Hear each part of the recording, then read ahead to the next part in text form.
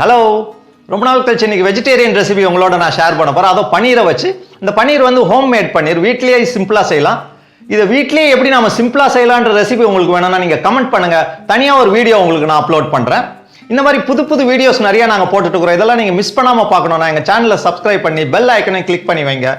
இந்த ரெசிபி பிடிச்சிருந்தா மறக்காமல் லைக் பண்ணுங்க, கண்டிப்பாக பிடிக்கும் உங்களுக்கு. இப்போ நம்ம செஞ்சு பார்த்துருவோமா?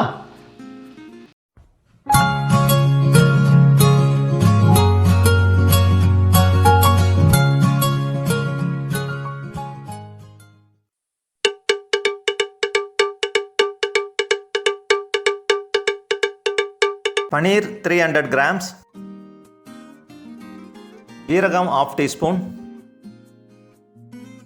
பூண்டு 1 tablespoon, இஞ்சி 1 tablespoon, பச்சை மிளகாய் 2, வெங்காயம் 2, தக்காளி 3, மஞ்சத்தூள் 1/2 teaspoon, காஷ்மீரி மிளகாத்தூள் 1 tablespoon, மல்லித்தூள் 1 teaspoon, கசூரி மேத்தி 1/2 teaspoon, கொத்தமல்லி,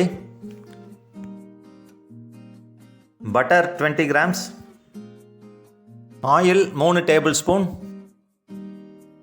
உப்பு தேவையான அளவு. ஃபஸ்ட்டு ஒரு பேனை ரெடி பண்ணிக்கலாம் இன்னைக்கு பன்னீர் புர்ஜி செய்கிறதுக்கு. பேன் ஹீட் ஆகிடுச்சு. இதில் ஒரு 20 grams பட்டரும் ஒரு 3 tablespoon ஆயிலும் ஊற்றி நம்ம ஹீட் பண்ணிக்கலாம். இந்த பட்டர் போட்டு குக் பண்ணாலே நல்ல ஒரு டிஃப்ரெண்ட் டேஸ்ட்டாக இருக்கும். பட்டர் நல்லா மெல்ட் ஆகிடுச்சு. இதில் ஒரு 1/2 teaspoon ஜீரகத்தை போட்டுக்கலாம். அதுக்கு பிறகு ஒரு tablespoon பூண்டு, ஒரு tablespoon இஞ்சி, ரெண்டையும் சின்ன சின்னதாக நான் நறுக்கி வச்சுருக்கேன். அப்புறம் ஒரு 2 பச்சை மிளகா ரொம்ப ஃபைனாக சாப் பண்ணி வச்சுருக்கேன். இது மூணையும் போட்டு இந்த பட்டரில் நல்லா நம்ம ஒரு 2 to 3 minutes நம்ம ஃப்ரை பண்ணிக்கலாம். இது மூணும் நல்லா அந்த பட்டரில் வெந்து அந்த ஒரு ஃப்ளேவர் வரும், ரொம்ப அருமையாக இருக்கும் அது. இதுக்கு பிறகு நம்ம என்ன செய்கிறோம், ஒரு 2 மீடியம் சைஸ் வெங்காயத்தை சின்ன சின்னதாக நான் கட் பண்ணி வச்சுருக்கேன். அதையும் இதில் போட்டு நல்லா நம்ம ஃப்ரை பண்ணிக்கலாம். பட் ரொம்ப ஃப்ரை பண்ணக்கூடாது, கொஞ்சம் டிரான்ஸ்பரண்ட் ஸ்டேஜ் வந்தால் போதும். இப்போ வெங்காயம் கரெக்டான ஸ்டேஜில் இருக்குது. நல்ல டிரான்ஸ்பரண்ட் ஸ்டேஜில் வந்த உடனே ஒரு 3 மீடியம் சைஸ் தக்காளியை நான் வெட்டி வச்சுருக்கேன்.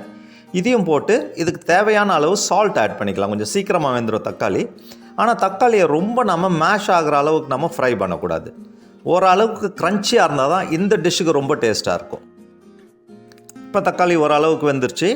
இதில் ஒரு கேப்சிகமாக நான் சின்ன சின்னதாக வெட்டி வச்சுருக்கேன், அதையும் போட்டுக்கலாம். இப்போ ட்ரை மசாலாஸ் ஆட் பண்ணிக்கலாம். ஒரு 1/2 teaspoon மஞ்சத்தூள், 1 tablespoon காஷ்மீரி மிளகாத்தூள் கலருக்காக நல்லா வரும்.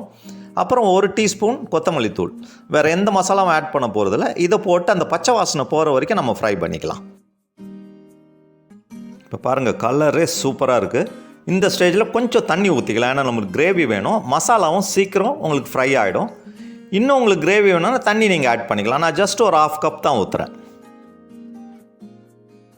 கிரேவி ரெடி ஆகிடுச்சு. இப்போ நம்ம பன்னீர் ஆட் பண்ணோம். இந்த பன்னீர் வந்து நான் ஹோம் மேட் பன்னீர், நான் வீட்டிலே பண்ண ஃப்ரெஷ் பன்னீர். அவ்வளோ சாஃப்டாக இருக்கும், அவ்வளோ டேஸ்ட்டாக இருக்கும் இது பண்ணோம்னா இதில் டிஷ்ஷு. இதோடைய ரெசிபி வேணும்னா நீங்கள் கமெண்ட் பண்ணுங்கள், உங்களுக்கு நான் தனி வீடியோவை போட்டு காட்டுறேன். ரொம்ப சிம்பிளாக பண்ணிடலாம் அது. இப்போ இந்த பன்னீரை வந்து நாம் சின்ன சின்னதாக உடச்சி விட்டுறலாம். இது ஆக்சுவலி ஸ்க்ராம்பிள்டு பன்னீர் தான். அது பன்னீர் புர்ஜினா இந்த முட்டை பொடி மாசுன்னு சொல்லுவாங்களா, அந்த மாதிரி தான். நீங்கள் இல்லைனா போடும்போதே கையில் நல்லா உதிர்த்து போட்டுடலாம். இப்போ இதை நல்லா நம்ம சின்ன சின்னதாக உடச்சி இந்த பன்னீர் நல்லா அந்த கிரேவியில் மிக்ஸ் ஆகிற மாதிரி நல்லா நம்ம கலந்து விட்டுடலாம். அவ்வளோ டேஸ்ட்டாக இருக்கும் இது. சப்பாத்தி, ரைஸ் எத்துக்கு வேணாலும் சாப்பிட்லாம். சரியான டேஸ்ட்டாக இருக்கும் இது, நல்ல ஹெல்த்தியும் கூட. இப்போ நல்லா மிக்ஸ் ஆகிடுச்சு. இப்போ ஃபைனலாக என்னுடைய ஃபேவரட் இந்த கசூரி மேத்தி ஜஸ்ட் ஒரு 1/2 teaspoon நல்லா க்ரஷ் பண்ணி போடுங்க, அப்போ தான் ஃப்ளேவர் நல்லாயிருக்கும். அதுக்கு பிறகு நான் ஃப்ரெஷ் கொத்தமல்லி வச்சுருக்கேன். இந்த கொத்தமல்லியை தாராளமாக போடுங்க. எவ்வளோத்துக்கு எவ்வளோது போடுறீங்க அவ்வளோத்துக்கு டேஸ்ட் கொடுக்கும். ஒன்று மட்டும் நிச்சயம், இது நீங்கள் வீட்டில் செஞ்சீங்கன்னா கம்மியாக சாப்பிட்றவங்க கூட அன்றைக்கி அதிகமாக சாப்பிடுவாங்க. அவ்வளோ டேஸ்ட்டாக இருக்கும் இது. நான் டெஃபினட்டாக சொல்கிறேன், ஒரு தடவை இந்த சப்ஜியை செஞ்சிங்கன்னா திரும்ப திரும்ப செய்வீங்க. ஏன்னா அவ்வளோ சிம்பிள் அண்ட் ஈஸி.